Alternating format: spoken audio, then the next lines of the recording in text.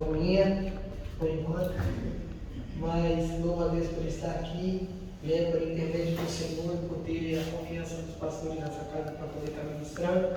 Ao meu lado tem aqui uma pessoa que eu tenho um carinho enorme, muito grande, e ela é muito tímida, mas é cheia de Deus também. A Luana, uma amiga que já há muito tempo eu conheço, a gente ficou bastante tempo sem conversar, mas ela está aqui hoje para poder acompanhar e estarmos juntos aí, que Deus continue abençoando a sua vida. Capítulo 8, verso 40. Capítulo 8, verso 40. Pode soltar. Capítulo 8, verso 40 de Lucas. Lucas 8, 40. Quem achou, diga amém. Amém. Atenção ao texto, é muito conhecido, mas não fica com o coração preso, não. Quando a gente geralmente começa pregando um texto conhecido, o povo já fala, mas é coisa nova, o pessoal tá também. Diz assim: e aconteceu que ao retornar Jesus, a multidão o recebeu com alegria, porque todos o estavam esperando. E eis que veio um homem chamado Jairo, que era governante da sinagoga, e prostrando-se aos pés de Jesus, pedia-lhe que fosse à sua casa, porque ele tinha uma filha de cerca de 12 anos, que estava à morte. Mas enquanto ele ia, as multidões o apertavam. E uma mulher tinha um fluxo de sangue, havia 12 anos, gastara todos os teus sustentos com os médicos e não pôde ser curado por ninguém. Chegando por detrás dele, tocou na orla da sua veste e imediatamente estancou o fluxo de sangue. Verso 45. E disse Jesus: quem me tocou? Quando todos negavam, Pedro e os que estavam com ele disseram: mestre, a multidão te aperta e te pressiona. E disse: quem me tocou? E disse Jesus: alguém me tocou, porque eu percebi que de mim saiu virtude. Então, vendo a mulher que não podia ocultar-se, ela veio tremendo e prostrando-se diante dele, e declarou-lhe perante todo o povo a causa que havia lhe tocado, e como ela fora curada imediatamente. E ele disse: filha, tem bom ânimo, a tua fé te sarou, vai em paz. Enquanto ele ainda falava, veio alguém da casa do governante da sinagoga, dizendo: a tua filha está morta, não incomodes mais o mestre. Mas Jesus, ouvindo, respondeu-lhe, dizendo: não temas, crê somente e será salvo. E ele, entrando na casa, não permitiu que nenhum entrasse com ele, senão Pedro, Tiago e a João, o pai e a mãe da menina. E todos choravam e pranteavam. Mas ele disse: não choreis, ela não está morta, mas dorme.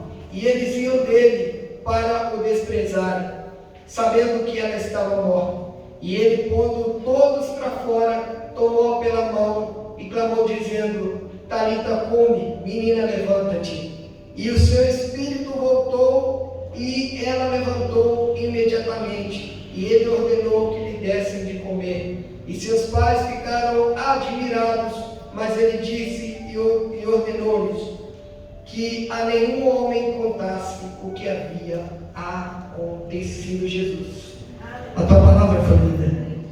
Convém que o Senhor cresça, que eu diminua.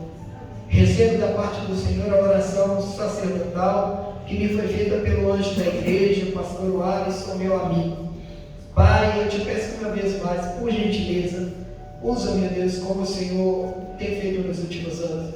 Sei que sou pecador, dependente da sua misericórdia e graça, e sei que não sou melhor do que ninguém por estar com esse microfone na mão. Talvez o mais necessitado de todos aqui seja eu, mas eu te peço por infinita graça, por gentileza, me usa essa noite para poder ser clareza na vida de alguém nesse lugar, para poder direcionar esse povo aquilo que tu precisa, e que o Senhor fale conosco, e que nós saímos daqui com o coração ardendo em glória, indiferente da forma que nós entramos. Que haja sobre nós o alinhamento do céu profético, um canal aberto para que nós possamos receber aquilo que vem do trono da graça de Deus.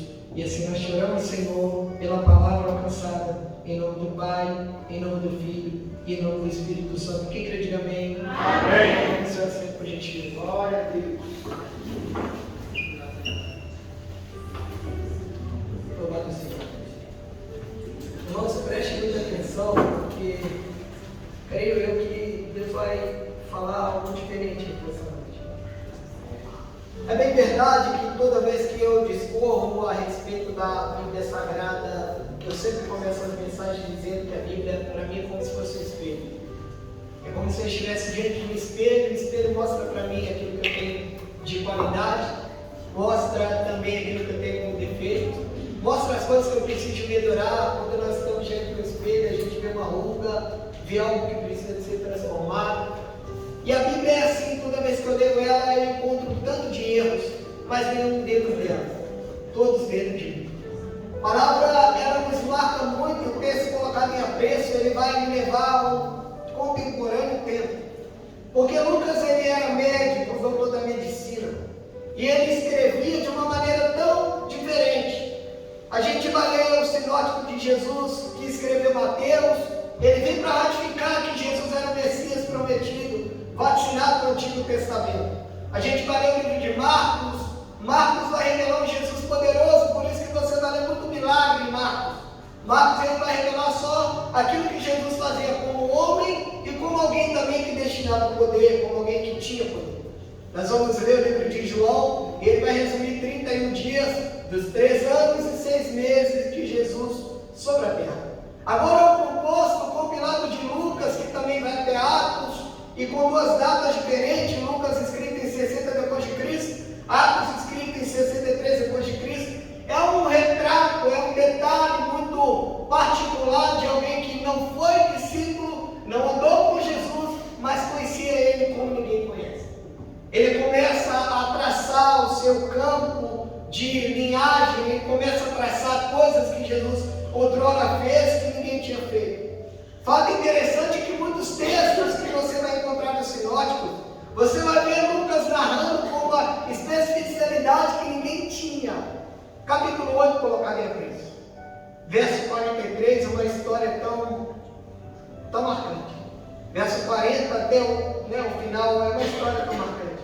Quem é que não conhece a história de Jairo? Antes de mais nada, eu quero falar aqui da posição de Jairo. Jairo era o principal da sinagoga, o que vai remeter para o dia de hoje, que Jairo era como se fosse um governante. Uma pessoa que tinha uma patente tão alta, de tamanho poder, de tamanha forma, que poderia dar uma ordem e muitas coisas acontecerem. Aqui eu quero liberar a primeira chave para essa sexta profética. Jairo tinha um problema em casa, porém ele não podia locomover o problema do lugar. Porque tem problema que se você tirar do lugar, piora. Jairo vai pegar e ele vai até Jesus. Ele tinha um problema dentro de casa, não podia mover do lugar, mas isso não o impediu de buscar solução. O fato interessante é que ele vai até Jesus, e quando ele chega em Jesus, ele pega em Jesus que vai à tua casa.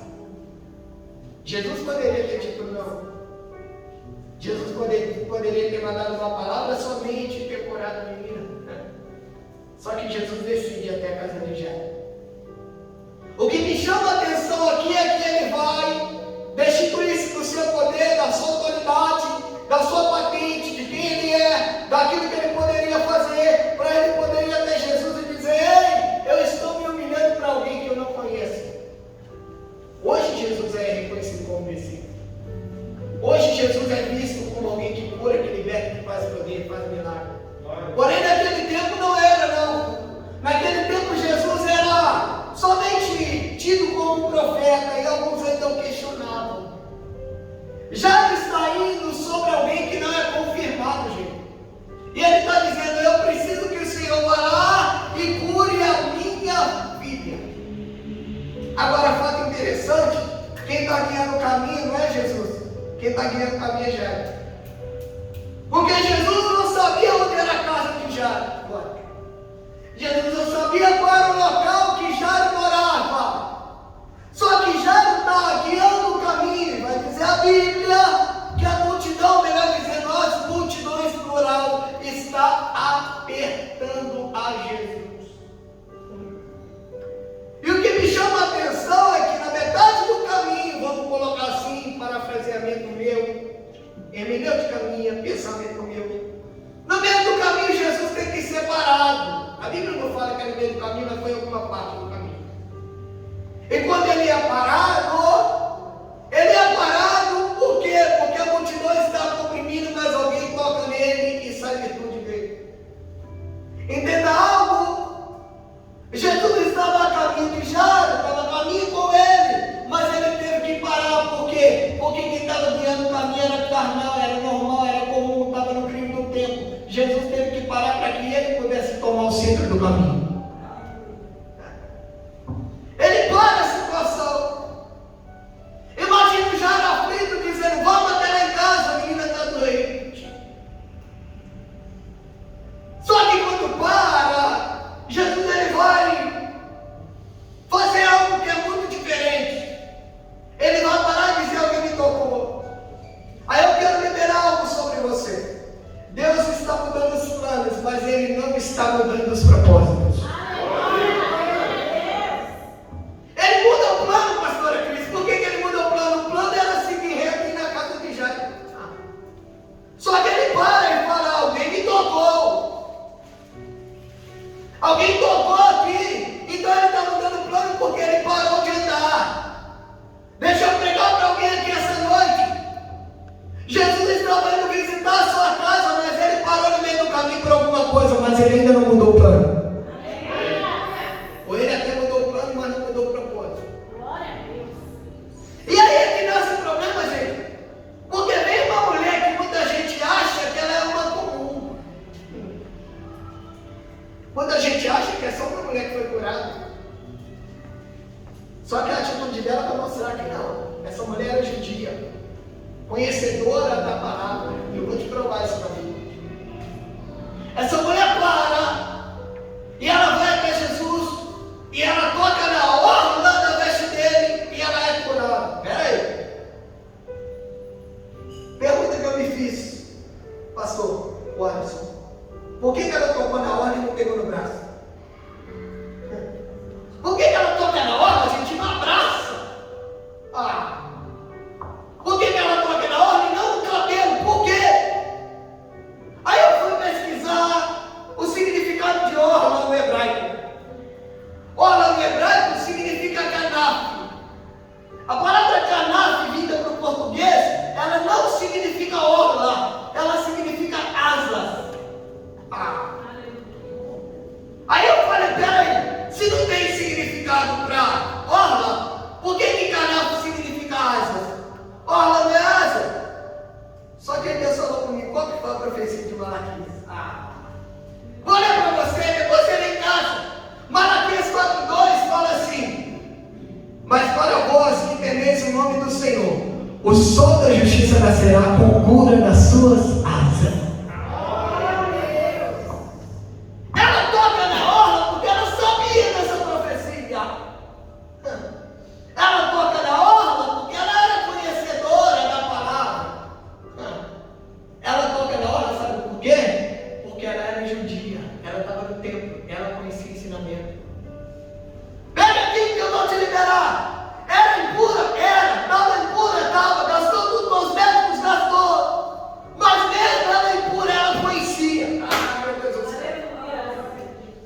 Mesmo ela suja, jorrando sangue, ela conhecia onde é que era a base. E ela colocou no coração assim: eu tão somente tocar na sua orla, eu serei curado. O profeta Malaquias falou lá atrás. Glória. Aí Jesus para e fala: alguém me tocou. Agora pega essa daqui. Sabe como é que era a roupa de Jesus?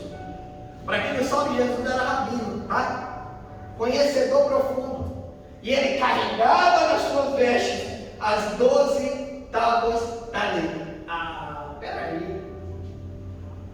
Ela toca na orla porque ela conhecia a profecia. Só que quando ela toca na orla, indo por trás, ela está dizendo assim: eu poderia vir por cima, mas mesmo impura, eu estou vindo por baixo porque eu conheço a lei. E eu sei que o Senhor é um Deus que não abate aqueles que se humilham perante a tua presença. Tem hora que Deus quer fazer com que você venha por esse caminho. Agora deixa eu te falar uma coisa. A Bíblia conta a história de um homem chamado Noé, e eu não estou saindo do texto, é só para você entender. Noé ficou 100 anos construindo uma coisa, pastor. 100 anos. 100, oh meu Deus. 100 anos construindo uma arca. Só que durante os 100 anos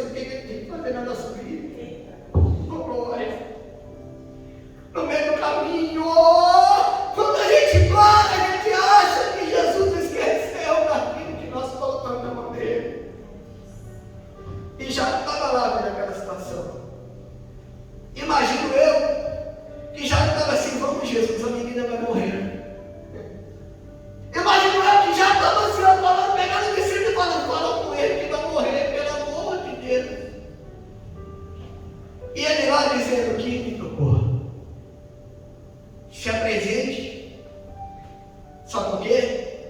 Porque para o mundo pode estar impuro, mas depois que alcança a virtude de Jesus, ele faz aparecer para todo mundo ver quem é. Para o mundo pode estar esquecido, pode ser pouco descartável, mas quando toca e aparece a virtude, Jesus mostra para falar quem é. Ela mora na situação, gente, e ela se apresenta. Quero falar sobre o primeiro comportamento dessa noite. Comportamento de postura. A palavra fé é originária do grego pistis, confiança, lealdade e integridade. A palavra que foi liberada para Jairo foi para ele confiar. Daqui a pouco você vai ver isso. Ele manteve a confiança e seguiu o caminho. Quantos de nós estamos perdendo a confiança porque no meio do caminho Jesus resolveu parar para poder curar alguém? Quantos de nós estamos perdendo a esperança porque no meio do caminho Jesus permitiu se fazer na vida de alguém? A palavra ética, ela vem do grego ethos. Significa hábitos, costume, regra e padrão. E nós estamos errando muito, porque às vezes a gente fala, fulano é muito ético. Ética é uma regra geral. Essa igreja tem ética. O padrão de Deus, que é o bíblico, e o padrão que Deus colocou na vida dos pastores, que é o costume e visão que o Senhor deu para eles. Agora, o que faz diferença não é a ética, é a moral. E a palavra moral, ela vem do latim chamado mos. Moral é como eu lido com a ética colocada para que eu sirva. A diferença é como eu lido com aquilo que é colocado na minha mão. E aí tem gente perdendo a bênção, perdendo a postura, por estar infringindo padrões éticos. Bem simples, muito simples. A palavra diz, trazei todos os dízimos à casa do tesouro para que haja mantimento na minha casa. Por que Malaquias falou trazei todos e não disse trazei o? Dízimo é tudo. Eu sempre falo isso, o dia tem 24 horas. Se você fosse dar o seu dízimo do tempo para Deus, você deveria dar 2 horas e 40 minutos. Só que às vezes você só dá 15 e quer que ele resolva a sua situação. Às vezes nós dissemos que conhecemos Jesus. Os casados aí vão saber. Se eu perguntar para o pastor Alisson qual foi a primeira coisa que ele foi fazer para conhecer a pastora Cris, ele vai dizer, fui conhecê-la. E para conhecer tem que gastar tempo. Quantos de nós dizemos que amamos Jesus e não gastamos tempo com Ele porque não conhecemos a Sua palavra? O padrão ético que nós temos hoje, nós não temos tido moral com Ele. A Bíblia fala do amor seja sem fingimento, apegados ao bem, aborrecendo ao mal, está lá em Romanos 12:9. Para quem usa a Bíblia da mesma versão que a minha, vai estar dizendo: o amor seja sem hipocrisia, apegados ao bem e aborrecendo ao mal. E muitas das vezes nós estamos colocados sobre o padrão de amor em amar somente quem nos devolve alguma coisa. Muitas das vezes estamos colocados sobre o padrão de amor em amar somente aquilo que nos traz algo de volta, nos traz algo para que nós possamos ter. E de repente tem gente dizendo: eu devo ter nascido na data errada, na família errada, no lugar errado, na igreja errada. E Deus vai dizer: não, eu te coloquei lá para poder te ensinar a amar. Quanto tempo tem que você não libera perdão para alguém? Mas dói o que me fizeram, está doendo por dentro, eu sei que dói. Só que às vezes a cura para a vida daquela pessoa que te machucou está no perdão que você vai liberar para a vida dela. Padrões éticos que nós estamos quebrando. A Bíblia fala que a fé vem pelo ouvir a palavra de Deus. Esse é um outro comportamento que eu quero dizer, o comportamento da espera. Observe que o texto ali com você, já está lá parado, a mulher curada. Só que na hora que a mulher é curada, o que acontece? Vem o funcionário dele. Gente, ele vai chegar e falar assim: morreu, não incomode mais o mestre. Jesus viu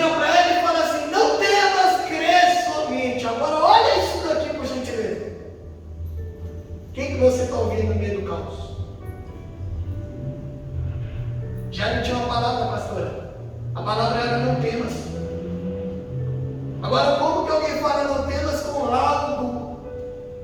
Ou com algo, não era nem dinheiro que não existia naquela época, mas com alguém dizendo morreu. Era fato comprovado. Quem você está escutando? Você escuta aquilo que o mundo, aquilo que as pessoas, aquilo que a situação te diz, ou aquilo que o céu liberou sobre a sua vida? Ele poderia ter olhado e falado: não, Jesus, já morreu, fica aí. Já morreu, Jesus, cura aí a moça, cura todo mundo que dá a volta. Fúria. Já morreu, Jesus, não dá mais para fazer nada. E tem hora que você está desta forma. A Bíblia diz que era multidão de conselhos que se acha a sabedoria. É de Deus muita gente dá conselho que não presta, viu? Não, vou repetindo toda não. É de Deus muita gente que dá conselho que não presta. Por quê? Porque na multidão de conselhos que você ouve é que você vai buscar sabedoria. De onde vem a sabedoria? Daquilo que vem do alto, do que Deus confirma no coração. Glória a Deus. Só que tem hora que a gente quer pagar para ver, gente. Ele tinha tudo para poder ter desistido do meio do caminho. Ele tinha tudo para poder parar no meio do caminho. Há uma filosofia hoje no nosso dia a dia. A filosofia de Aristóteles, que diz assim que cada um tem a sua própria ética. É a filosofia do egoísmo. Não tem nada a ver se me faz feliz. Tudo pode. E nós estamos nos tornando pessoas mais frias. Tem muitas regras acontecendo e a gente não está nem ligando. Antigamente, até 15 anos atrás, minha avó falava: não quero ver neto nenhum meu vivendo com droga. Hoje em dia, se uma pessoa for presa com 60 gramas de maconha, nem é prisão. Tem uma PDF aí sendo votada, ele vai passar. Pode abortar uma criança até 6 meses de vida e nós estamos achando que está tudo normal. Não estou entrando em política não, gente. Eu estou falando de padrões bíblicos, éticos. Nós estamos nos tornando pessoas frias porque estamos vivendo segundo o nosso mundo. A gente não concorda com o pastor Alisson pregou, então vamos para a igreja da esquina. Pastora Cris me exortou, então vamos para outra. Cheguei lá, o pastor falou alguma coisa, vou praticar. Ah, não, meu irmão, nós não temos sabido, ou conhecido, não é sabido, conhecido aquilo que Deus tem para a nossa história, e por isso nós estamos rodando. Já não escutou a voz daquele homem, ele escutou o que Jesus falou com ele. Ele escutou aquilo que Jesus tinha falado. Jesus muda a história de alguém que estava sujo, estando ao sangue, somente por conhecer Ele. Deixa eu te contar uma coisa para você que está sentado aí. Quem aponta o dedo na sua cara e te conta todos os seus pecados não é Deus, é Satanás. Quem bate em você todo dia não é Deus. Vou te dizer uma coisa: Satanás não está nem tendo tempo ultimamente, não está nem tendo trabalho. Porque nós mesmos estamos nos destruindo com a nossa convicção. Tem coisa que alguém faz com o diabo e fala assim: misericórdia. E eu não faço isso não. Nós estamos destruindo, gente. Agora pega. Já vai. Jesus vai ao caminho. Certamente que agora quem vai criar a caminhada é Jesus. Tudo bem. Já vai indicar onde é que é a localização, mas é Jesus que está guiando a caminhada. Só que ele vai chegar na casa. E aqui tem um segredo muito forte. Muito forte. A hora que ele chega na casa, está todo mundo chorando. Naquela época existiam as carpideiras. Pessoas que eram pagas para chorar. O povo está chorando e Jesus fala assim: chora não, gente. A menina não morreu, ela está só dormindo. Aí todo mundo passa a rir para poder desprezar Jesus. Pega isso daqui, por gentileza. Toda vez que você estiver no caos, você vai encontrar muitos amigos. Toda vez que você estiver na lona, na merda, vai ter muito amigo para poder estar contigo. Mas na hora que você tiver uma visão, na hora que você tiver um alvo, na hora que você tiver uma palavra, que você está se erguendo, te prepare, porque você vai conhecer seus amigos de verdade. Todo mundo começa a rir, a zombar. Aí Jesus fala assim: sai todo mundo da casa. Não com essas palavras, mas ele tirou todo mundo de lá. Aí eu quero falar com um grupo de pessoas aqui sobre uma postura. Tem gente aqui que está carregando âncora na vida, tá? Ah, mas é meu amigo de muitos anos. Ah, mas é minha amiga de muitos anos. Ah, mas tem muito tempo que eu conheço. Só que não tem a mesma visão que você, por isso que está te puxando para baixo. Não quer te levar para o alto e para o alto, por isso que está te paralisando. E tem hora que nós estamos apegados demais para poder largar. Tem hora que tem coisa demais, nos aguenta, para, não vim aqui pregar esse evangelho pentecostal, não, que o irmão não vai pagar esse amém, não, meu irmão. Porque às vezes o problema não é do irmão, é você, não é ele, não. Eu não vim aqui pregar esse evangelho triunfante, não vim. Só que Deus está querendo mudar pessoas, mudar a rota de pessoas. Porque para mudar a rota, alguém tem que acreditar que ele muda. Mas deixa eu te dar uma notícia: não vai ser da noite para o dia. O Deus que eu sirvo é especialista em humilhar pessoas. Oh, como é? Misericórdia. Eu olho para a Bíblia para você não falar que é heresia, e eu vejo uma mulher chamada Ana. Oh, meu Deus. A Bíblia diz que a mulher subia para o templo de ano após ano. Ano após ano. Ela estava ali fiel. Agora imagina o tanto de mulher que era prevaricadora, errada, fazia um tanto de coisa errada. E era cheia de filho, e Ana só queria ter um. Só que diz a Bíblia que Deus fez o quê? Cerrou a mão dela. Meu Deus, o Senhor é especialista em humilhar. Meu Deus. Cerrou a mão, rapaz. E Ana estava lá subindo para o templo, Ana com Deus, me dá um filho, Deus me aí, ó. Ouvido tampado. Porque Deus tinha que mudar o caráter. Deus humilha o caráter de alguém para poder revelar o coração dessa pessoa, gente. Toda pessoa que está passando por humilhação, porque Deus está querendo mostrar para ela qual é a realidade, qual é a verdade do coração dela. Versículo 6, do capítulo 1 de 1 Samuel, menina está lá humilhando Ana. Diz a Bíblia que era todo dia.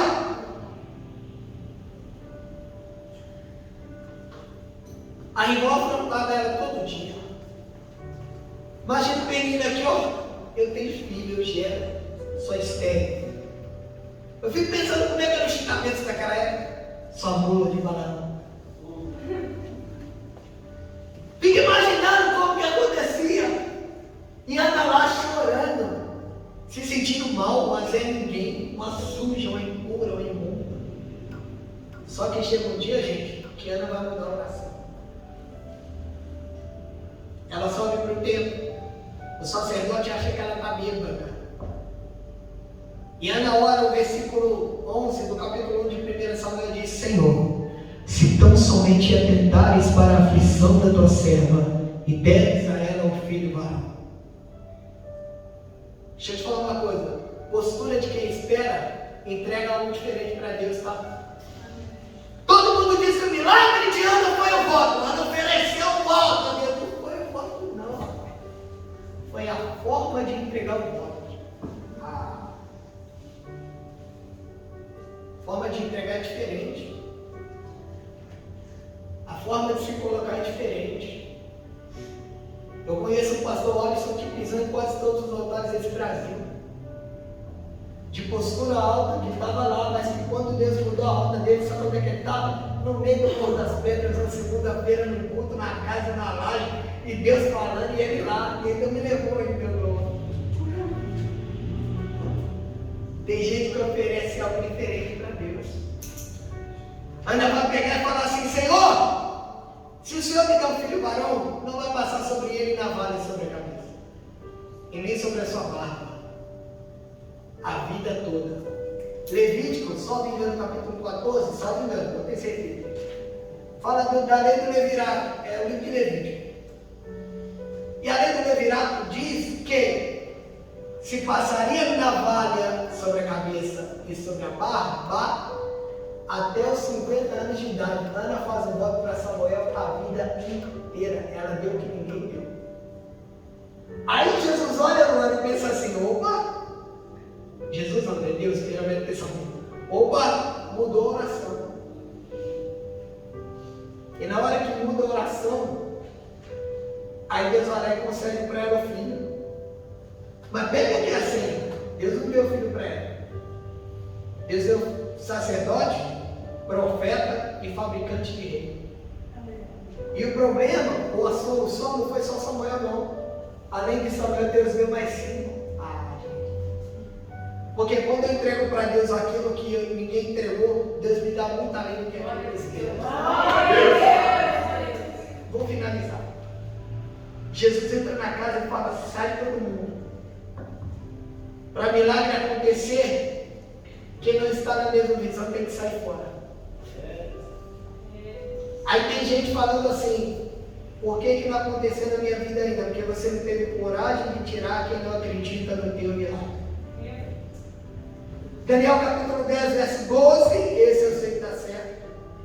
Diz que Daniel estava orando e o anjo aparece para ele e fala assim, Daniel, desde o primeiro dia que colocou o teu coração a colocar as palavras diante de Deus, ele já ouviu e me mandou trazer a resposta. Porém, o príncipe da Pérsia me prendeu nos ares e eu tive que me contender.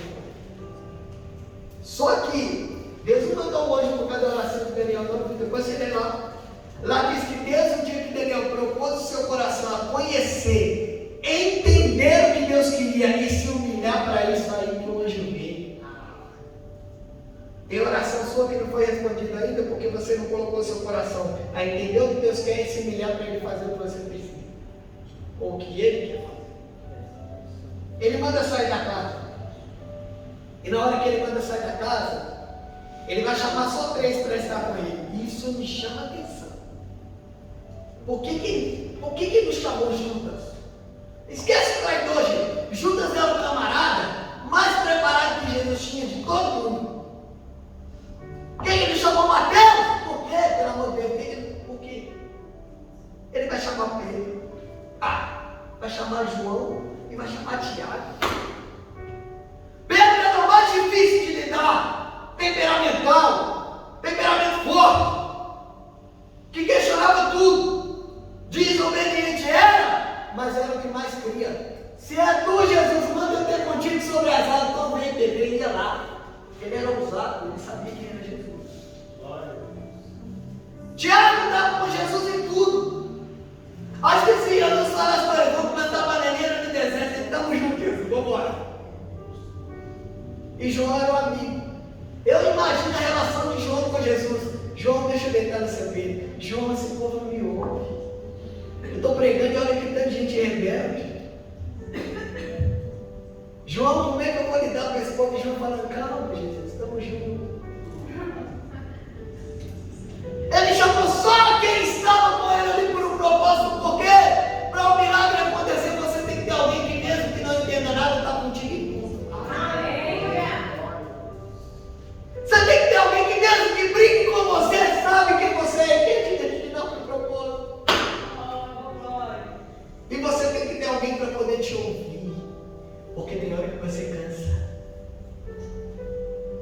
Aí ele vai pegar, vai chamar, vai fazer a menina. Só que pega isso aqui, por favor.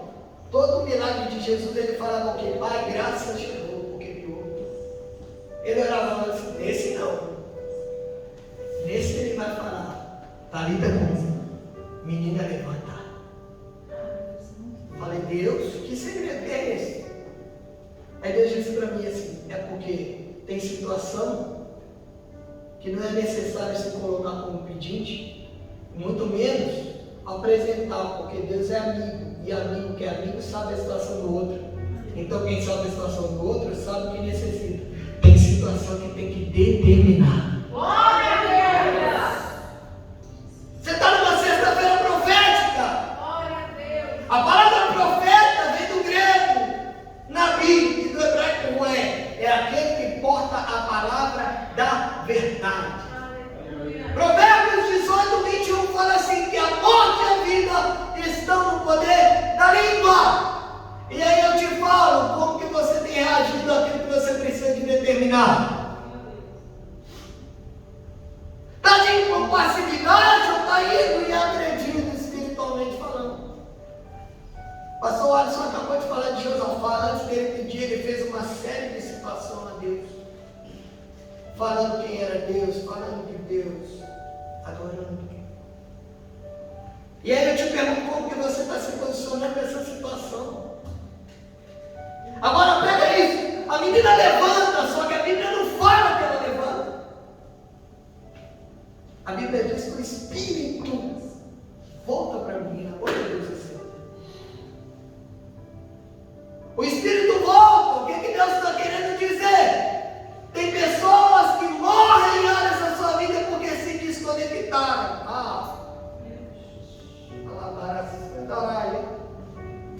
E aí a hora que o Espírito volta, Jesus não fala vai em paz, igual ele falou com a mulher do fluxo de sangue. Sabe por quê? Porque tem milagre que Jesus despede somente com a paz. Ele falou, traga de comer e dê a menina, porque tem milagre que Jesus despede com alimento. Ela vai se alimentar agora.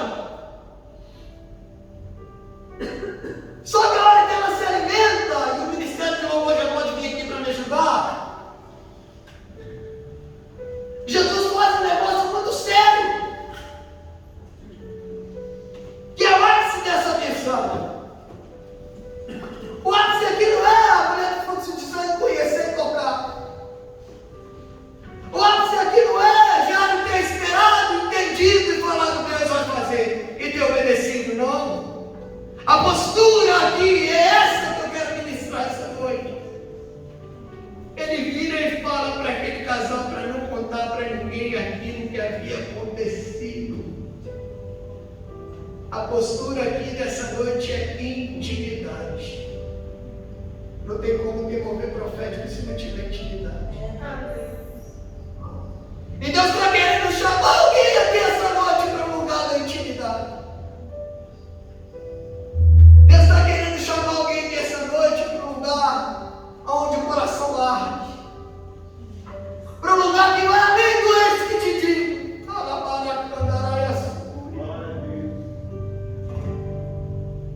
Deus está querendo chamar alguém aqui essa noite para um lugar que vai além do culto normal. Pode começar no Ministério de Louvor, deixa Deus usar. Se levantar não, precisa não. Nem baixinho. Deus está querendo chamar alguém aqui essa noite para um lugar que você largou lá atrás. Não, gente, não é palavra para quem está desviado, não. É para nós que somos da casa.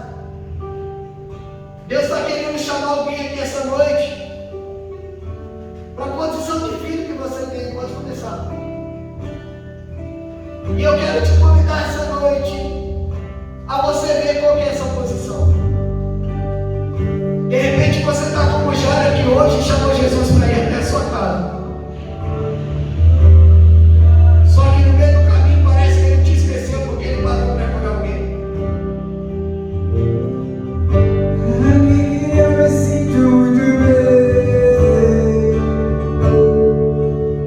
Ele está dizendo